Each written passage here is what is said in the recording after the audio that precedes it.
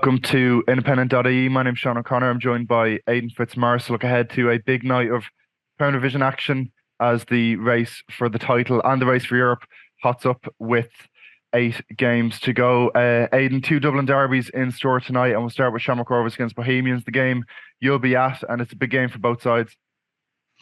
Yeah, possibly bigger for Bohemians than Shamrock Rovers, because Rovers do have that lead and they can, well, clearly they don't want to lose, they can afford to lose, but if Bohs do lose, they'll be 10 behind Shamrock Rovers, and priority for Bohs this season really was to go back to Europe. They're obviously still in the cup, they are still in the title race, and a couple of wins would have them in it, but to lose tonight would have them out of it.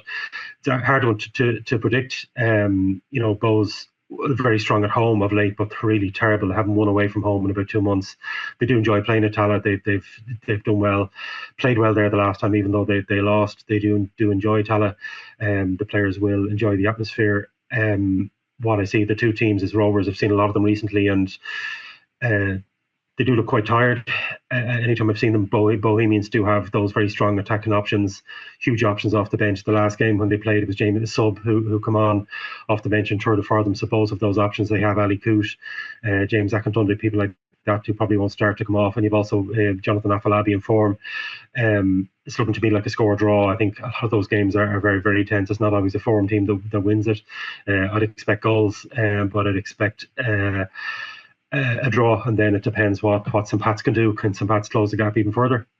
Yeah, just for Rovers, Jack Byrne's still out, but they hope to have Neil Ferrugia back. Their lead at the top is just 4 points with 8 games to go. As you said, Johnny Afolabi, the man in form. We have seen Bohs finish a lot of games the stronger so far this season. And I know we spoke to James Clark this week as well.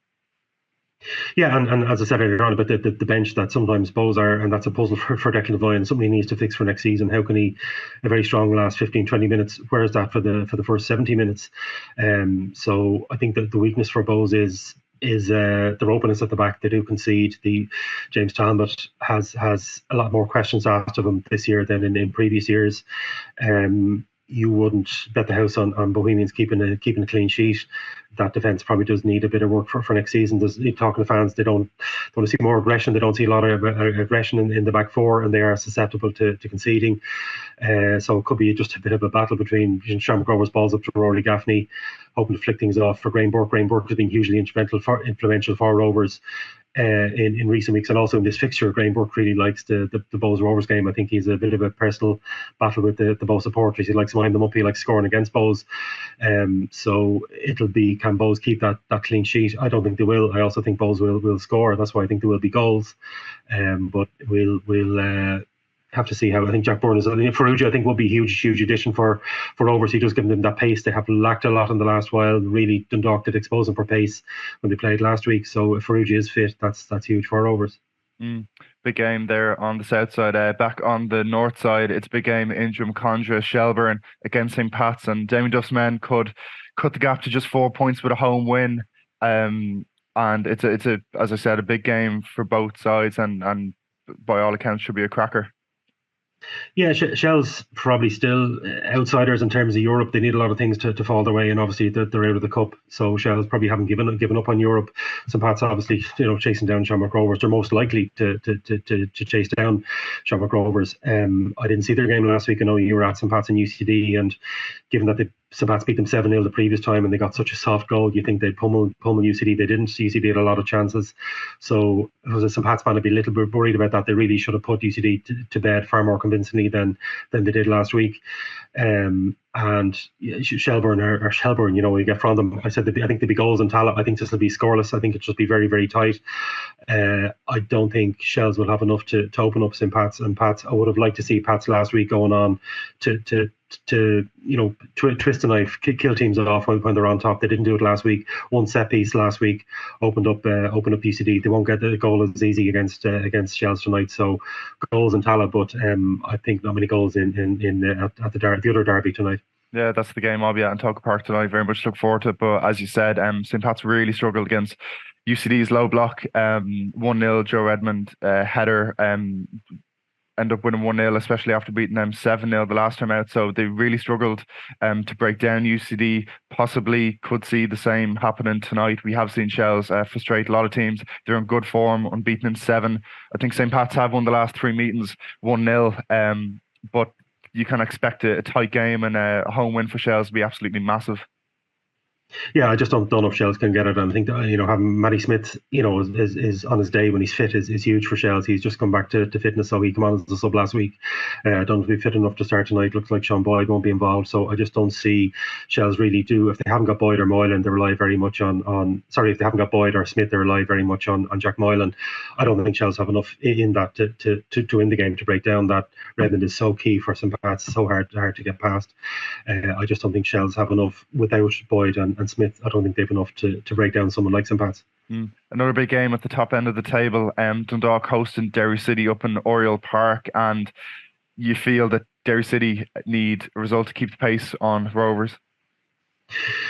They do, and it's been a difficult couple of weeks for Derry. You get the feeling about them that they've had so many questions asked of them, and I suppose disappointment in the cup and in Europe. They really feel they should have done better in the two competitions, and they did. They really should be pushing Shamrock Rovers close, because Shamrock Rovers have given them so many options with the points that Rovers have dropped.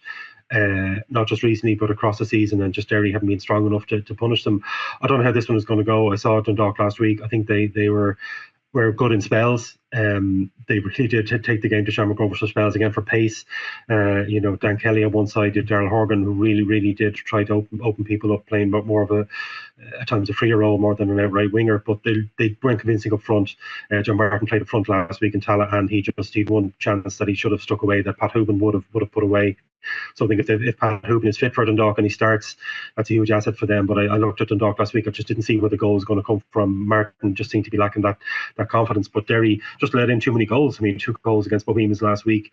I would worry about the lack of clean sheets from Derry. And I think this could be another score draw. Down the lower end of the table, Cork City against Sligo Rovers, 2 teams coming into this game in poor enough runs of form. Cork staring down the barrel of 9th after dropping points to UCD, and last week's really damaging defeat against Drogheda United. How do you see this one going?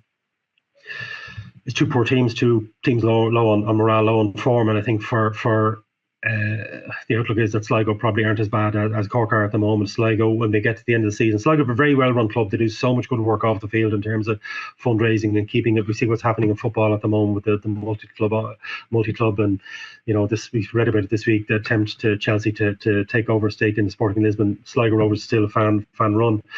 They also make mistakes. I mean, selling Max Mata, I don't know the background to the detail. Maybe they had no choice, but he was a player under contract, and they let him go. They've lost their goalkeeper, Luke McNicholas, and they've lost their goalkeeper and their striker in the space of a month. They haven't scored since Max Mata left. He wasn't prolific, but he wasn't scoring every week, but he was their leading scorer. So I would fear for Sligo. But I think they'll be okay in the basis. I think of Cork are worse. They're just going through players. The team changes every week. They've had 4 goalkeepers. There's no continuity to the team. There's no real confidence. Home advantage used to be huge for Cork. I think fans there are very nervous.